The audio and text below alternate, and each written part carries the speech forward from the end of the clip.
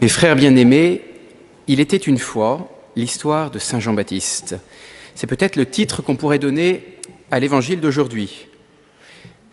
Et l'histoire du dernier des prophètes commence comme tous les autres prophètes. C'est bien daté, ça arrive à un moment dans l'histoire, on nous donne sous quel empereur ça se passait, et comme pour les prophètes, la parole de Dieu lui est adressée. Et comme pour beaucoup de prophètes, la parole de Dieu lui est adressée dans le désert. Et à nouveau, comme tous les prophètes, il va annoncer ce qu'il a entendu de la part de Dieu, il va le proclamer aux foules. Il annonce qu'il faut préparer le chemin du Seigneur, se préparer. Jusque-là, rien de nouveau sous le soleil. Mais c'est le choix du lieu de sa prédication qui différencie Saint Jean-Baptiste des autres prophètes. Il va choisir volontairement la région du Jourdain pour prêcher. Et donc, il va choisir une région assez désertique et peu peuplée. Il devient ainsi, comme le prophète Isaïe l'annonçait, la voix qui crie dans le désert. Il veut prêcher, il va dans le désert. On a envie de dire à Saint Jean-Baptiste, « Cher prophète, un peu de sens pastoral. Vous avez un message extraordinaire à faire retentir, mais vous choisissez le désert pour le proclamer. Vous choisissez un lieu où il n'y a personne. Parce que les choses n'ont pas changé, encore actuellement, comme il y a 2000 ans, eh bien, le désert est un lieu que l'on fuit naturellement. Jésus, lui, aura ce sens pastoral. Quand il dira « Ce que vous entendez dans le creux de l'oreille, proclamez-le sur les toits », donc là où il y a du monde. Et quand il envoie ses disciples, c'est dans les villes et les villages où il doit ensuite aller. Dans les villes, pas dans les déserts. Mes frères bien-aimés, il est évident que cette attitude de Saint Jean-Baptiste n'est pas une erreur pastorale. Ce n'est pas non plus de sa part un refus du monde, la volonté de rester dans son cocon, dans ce lieu, le désert où Dieu lui a parlé, et de rester là pour ne pas faire l'effort d'aller vers les autres.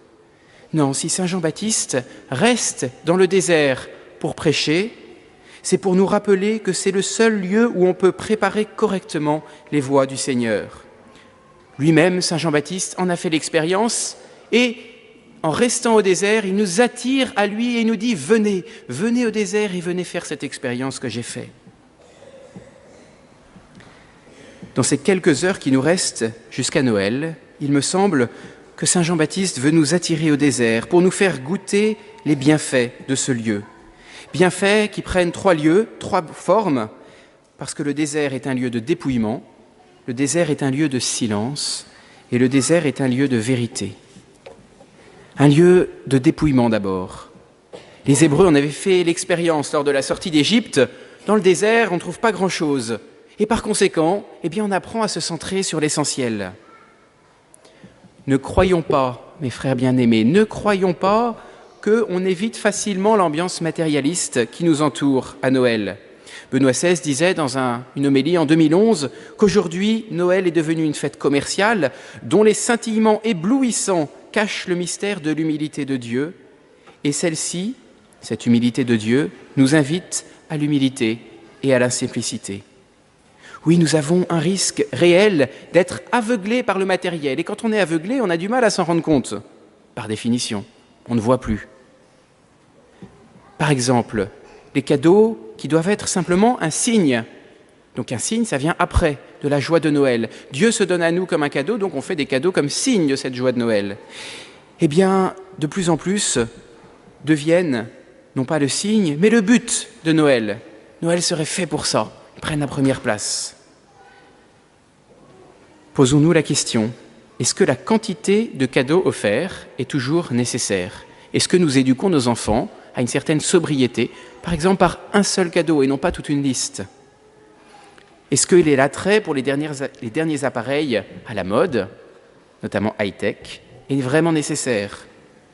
Est-ce qu'il est possible de faire des repas opulents en ce temps de Noël sans penser aux personnes dans le besoin ? Mes frères bien-aimés, en nous attirant au désert, Saint Jean-Baptiste nous invite à préparer Noël avec sobriété dans notre consommation de biens matériels pour ne pas oublier l'essentiel, Dieu vient sur terre dans la simplicité. Ensuite, le désert est un lieu de silence. Dans le livre d'Osée, un grand prophète aussi de l'Ancien Testament, Dieu veut reconquérir le cœur de son peuple qu'il compare à une femme infidèle. Et il lui dit « Je vais la séduire, je la conduirai au désert et là, je parlerai à son cœur.